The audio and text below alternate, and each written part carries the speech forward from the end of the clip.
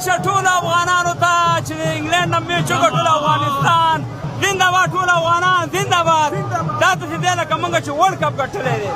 او انشاءالله افغانان او بختور پاچا راغلی انشاءالله کاموال ویې ګټله بیا خلک خبره کوي انشاءالله ټول افغانانو ته دې مبارک یې چې ټوکه کومه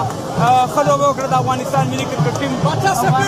تاسې ته دې مبارک ورنو دا ګوره د محنت خبره ده دا خرابه خبره ده چې څوک وایي چې دا دی واغه دی څوک چې په کومه ورځ محنت وکړي ښه لوبه وکړي هغه یې ګټي د افغانانو نن ښه لوبه وکړه اتلانو قهرمانانو زموږ ملي ټیم ته دې مبارک وي رحمان الله ګربز ته دې مبارک وي راشد خان ته دې مبارک وي نورو لوبغاړو ته دې مبارک وي او الحمدلله ډېره مننه د انډیا د ملګرو نه زموږ د انډیا او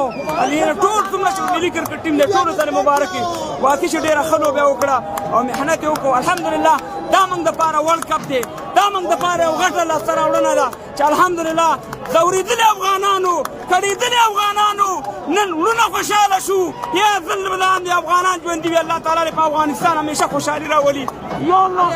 شکر دی خدایه شکر دی چې موږ د دې قابل کړو چې په ورلډ کپ کې میچ وګټلو زنده باد ټول افغانان زنده باد ټول مې راوستې ټول دارې بابا راشه مبارک شه تا ته مبارک ویم شکر دی چې موږ افغانانو خوشحالي ولیده یا خدایه شکر دی خدایه چې موږ ته دې خوشحالي وښوده خدایه موږ کړېدلي ځورېدلي افغانان چې 50 کاله په جنګ کې وو موږ دپاره دا ډېره غټه د خوشحالۍ خبره ده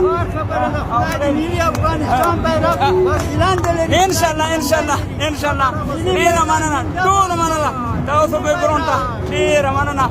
په جذباتو کې کوم خبره غلطه شوي ما بخښنه غواړو خو بیا ټولو افغانانو ته مبارک وي او دا داسې دی چې موږ د 2023 ورلډ کپ ګټلی دی